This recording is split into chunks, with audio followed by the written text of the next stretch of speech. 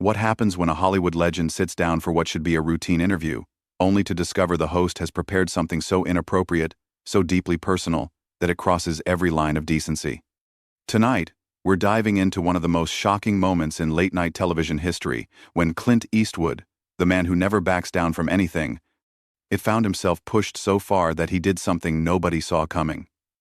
This is the story of how Jimmy Fallon managed to turn a simple promotional interview into a complete disaster that had the entire studio in stunned silence. Before we get into this incredible story, make sure you hit that subscribe button and drop a comment below telling me what you think about talk show hosts who cross the line. Trust me, after you hear what Fallon said to Eastwood, you'll have some strong opinions. The Tonight Show studio was buzzing with its usual pre-show energy. Clint Eastwood had agreed to appear on Jimmy Fallon's show to promote his latest directorial project, something he rarely did anymore at his age. The veteran actor and filmmaker had always been selective about his television appearances, preferring to let his work speak for itself. But his publicist had convinced him that a quick appearance on The Tonight Show would help reach a broader audience. Eastwood sat in the green chair across from Fallon, his weathered hands folded calmly in his lap. The audience was clearly thrilled to see the legendary actor, their applause lasting longer than usual as Fallon introduced him with his trademark enthusiasm. "Ladies and gentlemen, please welcome the one and only Clint Eastwood," Fallon announced, his smile wide as he gestured toward his guest. Eastwood acknowledged the crowd with a subtle nod, his expression remaining characteristically stoic. He had done thousands of interviews over his decades-long career, and this felt like it would be just another routine conversation about his craft and his latest film. "Clint, thank you so much for being here," Fallon began, settling into his chair with what seemed like genuine excitement. "I have to say, I've been a fan since I was a kid. The Dollars trilogy, Dirty Harry, Unforgiven, and now you're still making incredible films well into your 90s. It's just amazing." "Well, I appreciate that, Jimmy," Eastwood replied in his familiar gravelly voice. "I've been fortunate to work on projects I believe in, with people I respect. That's what keeps me going." The interview started normally enough, with Fallon asking about Eastwood's latest film, his approach to directing, and his thoughts on how Hollywood had changed over the decades. Eastwood answered each question thoughtfully, sharing insights from his vast experience in the industry. The audience was engaged, hanging on every word from the cinema icon. "You know, Clint, I've always wondered," Fallon said, leaning forward slightly. "You've played so many tough guys, so many characters who don't take anything from anyone. Is that who you really are? Or is that just good acting?" Eastwood raised an eyebrow slightly, a hint of amusement in his eyes. "Well, I suppose I don't suffer fools gladly, if that's what you're asking. But I'm not walking around looking for fights, if that's what you mean." Right. Fallon nodded. But there was something different in his tone now. Something that hadn't been there moments before. "But you have had your share of confrontations over the years, haven't you? I mean, there was that whole thing with your ex-wife. And then there were those rumors about what happened on set with some of your co-stars." The change in Eastwood's demeanor was subtle but noticeable. His jaw tightened almost imperceptibly, and his eyes sharpened with the kind of focus that had made him famous in countless westerns. "I don't know what you're referring to, Jimmy. I've always tried to conduct myself professionally." But Fallon wasn't backing down. In fact, he seemed to be warming up, as if he had been building toward this moment from the beginning of the interview. "Come on, Clint, we're all friends here. I mean, there were those stories about you being, let's say, difficult to work with. Some people have called you controlling, demanding. There was that incident with the director on Gran Torino, and then there were whispers about how you treated some of the crew members on your films." The studio audience began to sense that something was shifting. The comfortable atmosphere that had characterized the first part of the interview was giving way to something more tense, more uncomfortable. Eastwood's posture remained relaxed, but those who knew him well would have recognized the warning signs in his eyes. "Jimmy, I think you might have some bad information there," Eastwood said carefully. "I've worked with the same crew members for decades. They keep coming back to work on my films because we have a good working relationship built on mutual respect." Sure, Fallon continued, but his tone had taken on an almost mocking quality. "But what about your personal life? I mean, you've been married multiple times, you've had relationships that ended badly. Some people might say you have a pattern of treating people poorly when you're done with them. The audience was now clearly uncomfortable. This wasn't the light-hearted entertainment they had come to expect from The Tonight Show. Eastwood's publicist, who was watching from backstage, started moving toward the stage manager, clearly concerned about where this was heading. Eastwood leaned back in his chair, his expression hardening. "Jimmy, I came here to talk about my film, not to discuss my personal relationships. I think we should stick to why I'm here." But Fallon seemed emboldened by Eastwood's obvious discomfort. "Oh, come on, Clint. The audience wants to know the real you. They want to know what it's like to be Clint Eastwood when the cameras aren't rolling. And from what I've heard, it's not always pretty." "What exactly have you heard?" Eastwood asked, his voice dropping to a dangerous quiet that anyone familiar with his films would have recognized as a warning. Fallon grinned, clearly thinking he was being clever, clearly not understanding that he was about to cross a line that should never be crossed. "Well, I talked to some people who worked with you, and they had some interesting stories. Stories about tantrums, about you humiliating people in front of the whole crew, about you being, let's just say, less than professional with some of your female co-stars." The studio fell completely silent. Even the cameras seemed to pause as everyone processed what Fallon had just said. Eastwood's eyes went cold, colder than they had ever been in any of his most intimidating movie roles. "Jimmy," Eastwood said, his voice now carrying the kind of menace that had made him famous, "I think you need to be very careful about what you're saying right now." But Fallon, either not understanding the gravity of the moment or simply too committed to his path to turn back, pressed on. "I'm just saying what everyone in Hollywood has been whispering about for years.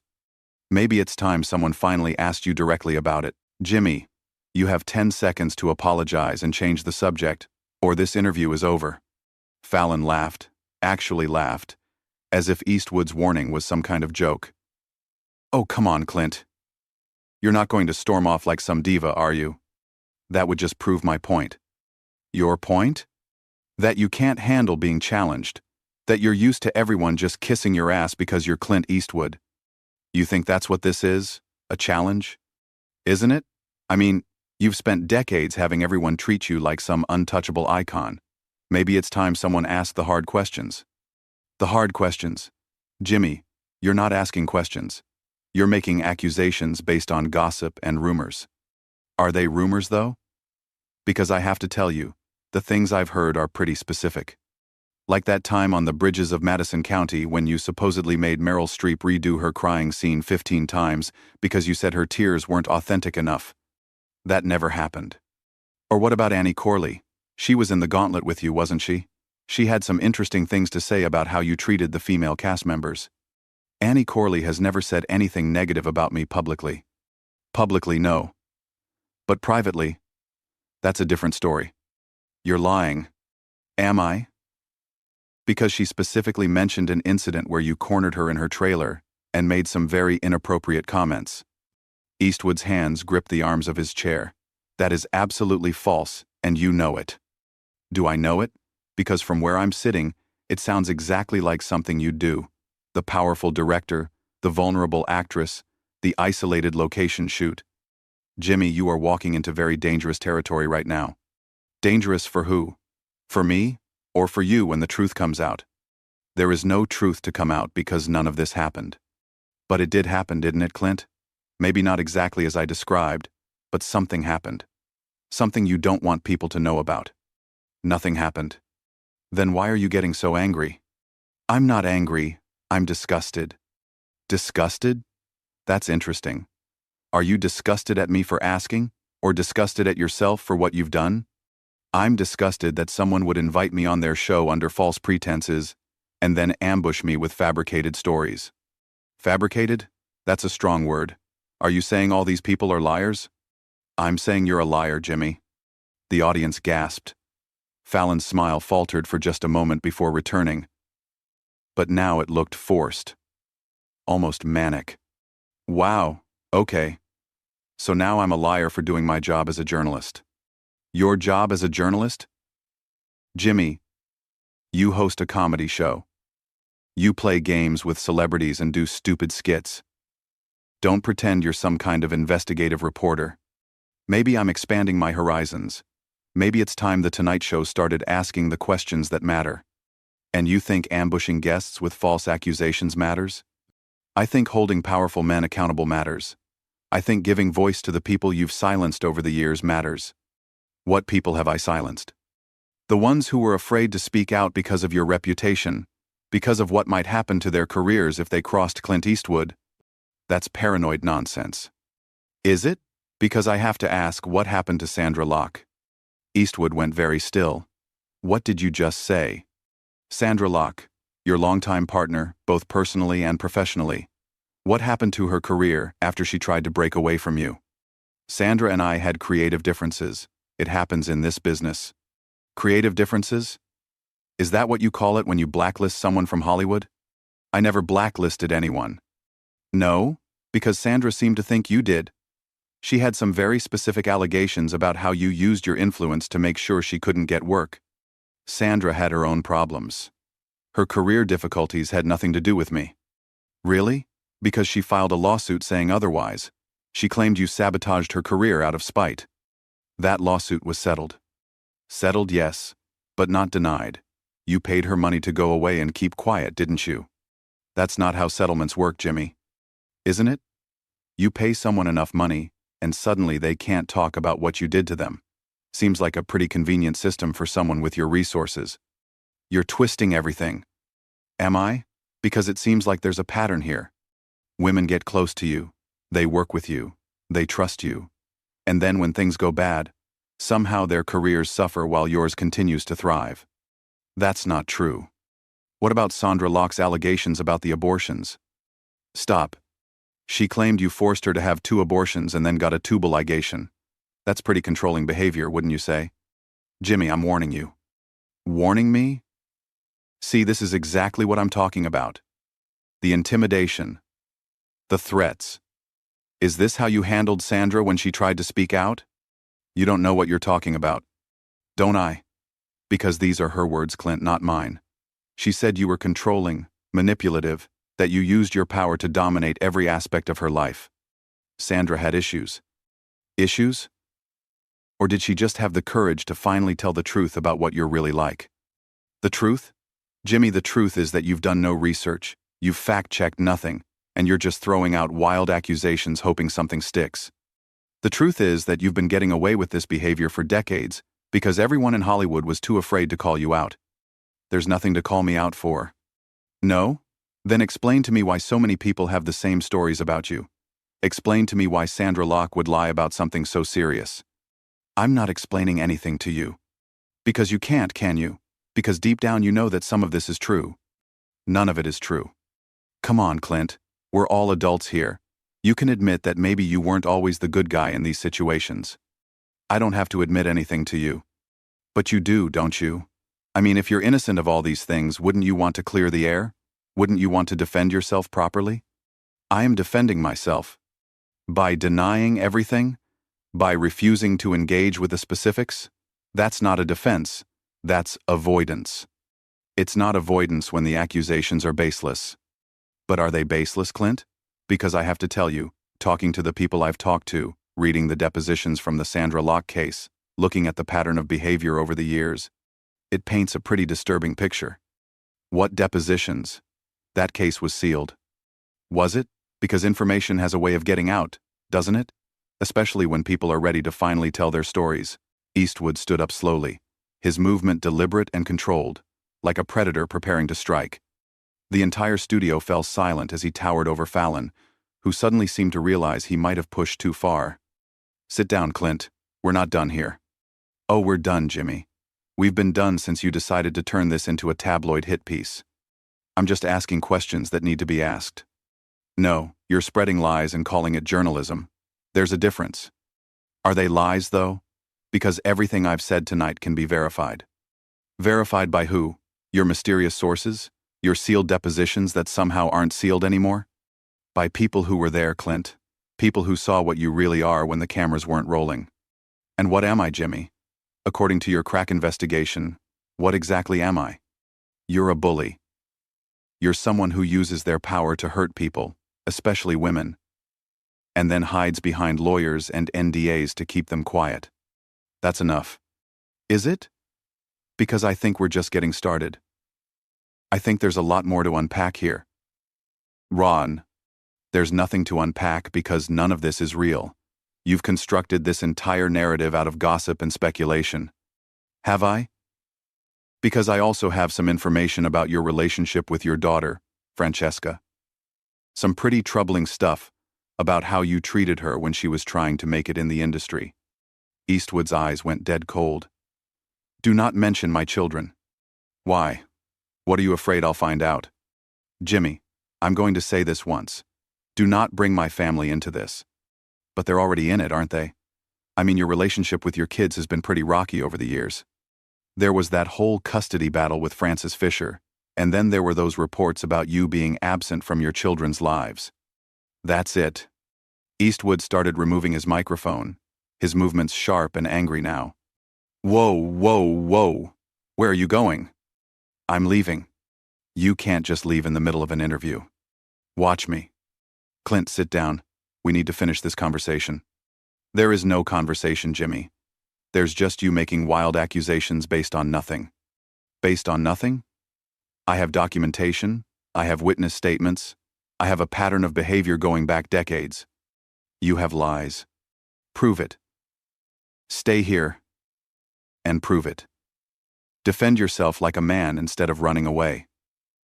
Eastwood stopped and turned back to face Fallon, his expression more dangerous than it had ever been in any movie. Like a man?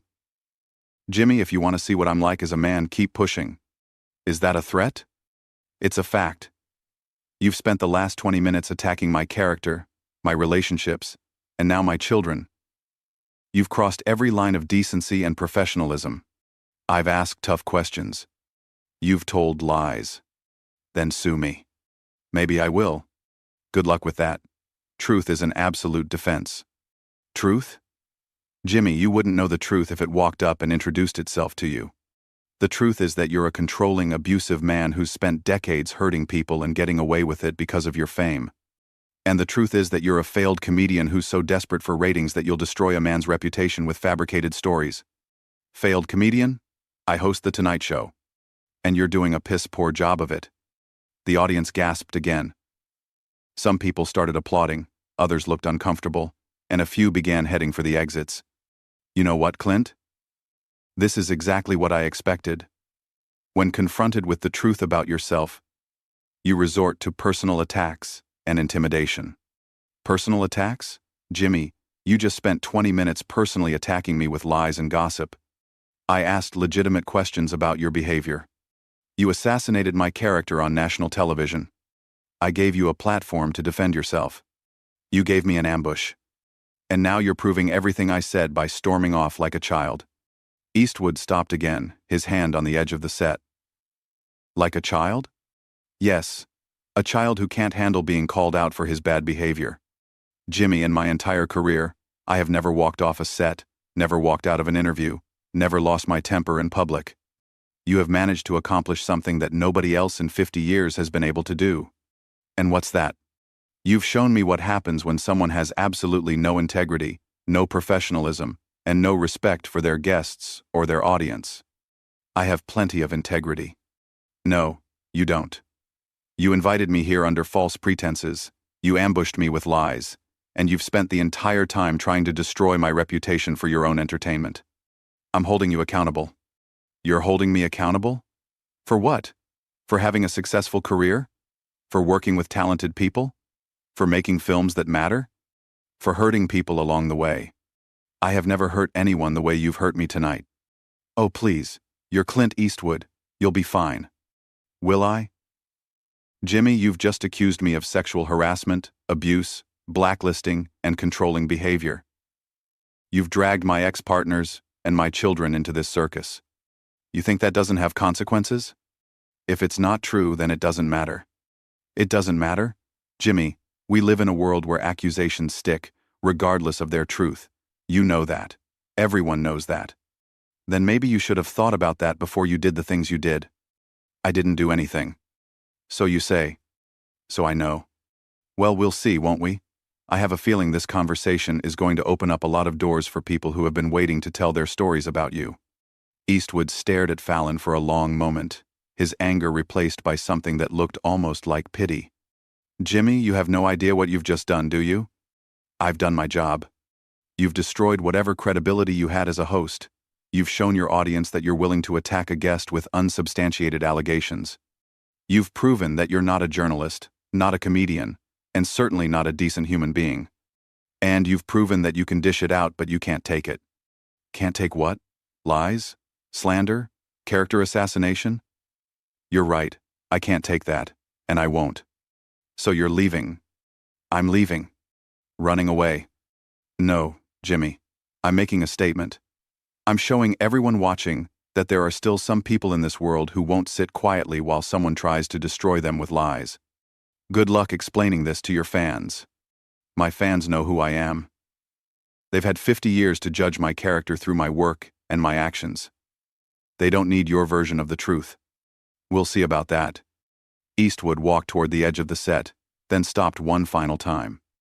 "Jimmy, I want you to remember this moment. Remember it when your show gets canceled, when your reputation is ruined, when people realize what kind of person you really are. You went too far tonight. And everyone watching knows it. Get out of here, old man. Your time is over anyway." Eastwood looked back at him with something that might have been sadness. "My time may be over, but at least I've spent it with dignity. Can you say the same?" And with that, Clint Eastwood walked off the Tonight Show set, leaving Jimmy Fallon sitting alone at his desk as the audience sat in stunned silence. Many of them beginning to boo the host who had just destroyed one of Hollywood's last living legends with nothing but lies and malice. The cameras kept rolling as Fallon tried to salvage the moment, but the damage was done. Everyone had seen what happened when a talk show host decided that destroying a guest was more important than entertaining an audience. What do you think about talk show hosts who cross the line like this? Should there be boundaries that guests can expect won't be crossed? Or is everything fair game once someone sits in that chair? Drop a comment below and let me know your thoughts. And don't forget to subscribe for more incredible stories from Hollywood's biggest moments.